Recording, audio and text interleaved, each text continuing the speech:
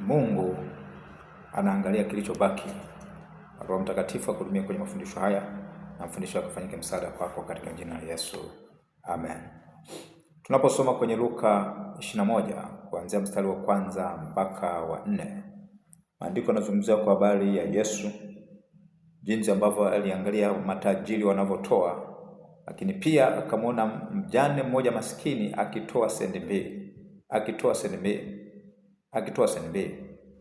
Na Yesu alipoona mjane huyo akitoa sendi mbili, tunaposoma Luka 21:3, akasema, hakika nawaambia huyu mjane maskini ametia zaidi kuliko wote.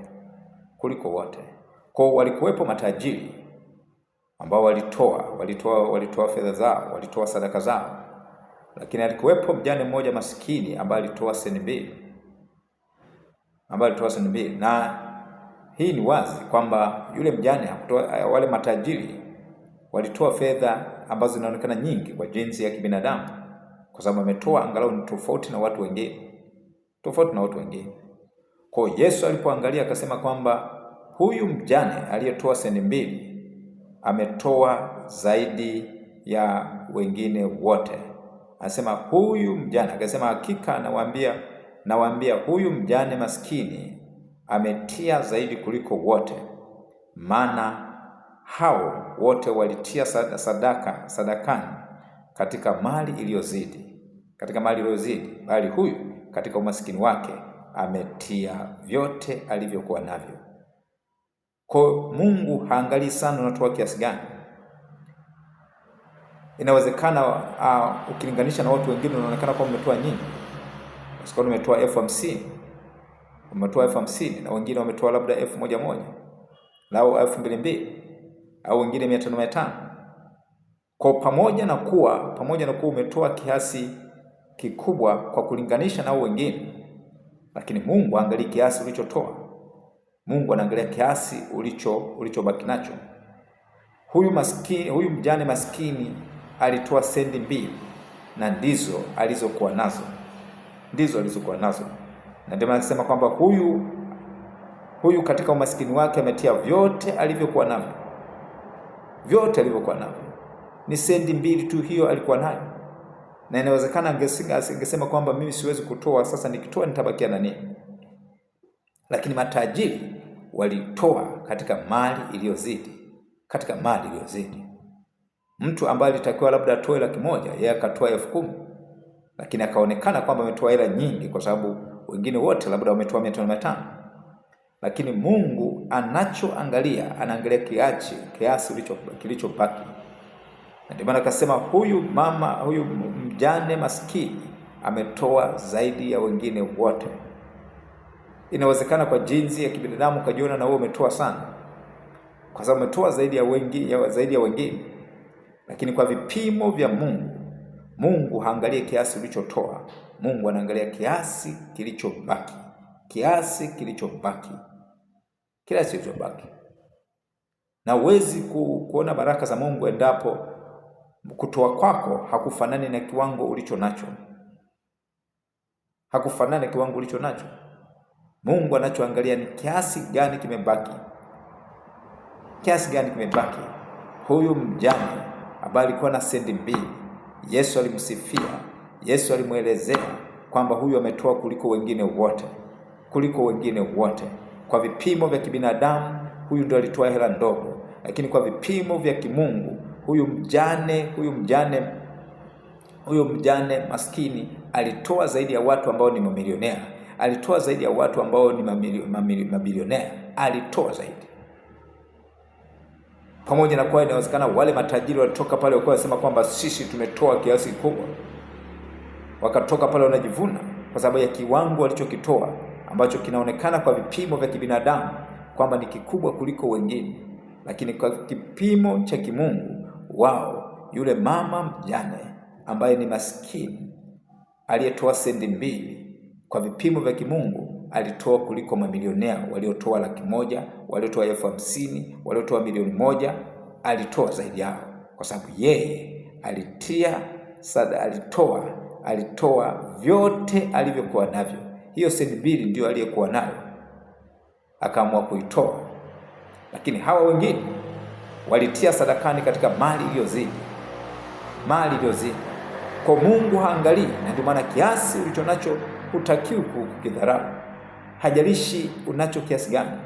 Usione kwamba hiki ni kidogo sana kutoa mbele za Mungu, ili mradi hicho ndicho ulicho nacho. Hicho ndicho ulicho nacho. Mungu haangalii kiwango unachotoa. Mungu haangalii kiasi unachotoa, anaangalia kiasi kilichobaki. Kiasi kilichobaki ndicho ambacho Mungu anaangalia. Ndicho ambacho Mungu anaangalia. Unaweza ukatoa kiasi kidogo, wengine ambao ni matajiri wakatoa kiasi kikubwa ukilinganisha na wewe, lakini mbele za Mungu wewe unaweza kuonekana kwamba umetoa zaidi ya hao matajiri, umetoa zaidi ya hao mabilionea, umetoa zaidi ya hao watu ambao kwa jinsi ya kibinadamu wanaonekana kufanikiwa na wanajiona kwamba wametoa sana kwa kijilinganisha na watu wengine. Lakini ukilinganisha na kiasi walicho nacho na kiasi kilichobaki, wanaonekana kama vile hawajatoa chochote. Hawajatoa chochote. Mungu akubariki kwa kusikiza mafundisho haya. Kumbuka, usidharau kiasi ulicho nacho. Kumbuka kwa habari ya Wafilipi, maandiko yanasema kwamba katika umaskini wao ukarimu wao uliongezeka.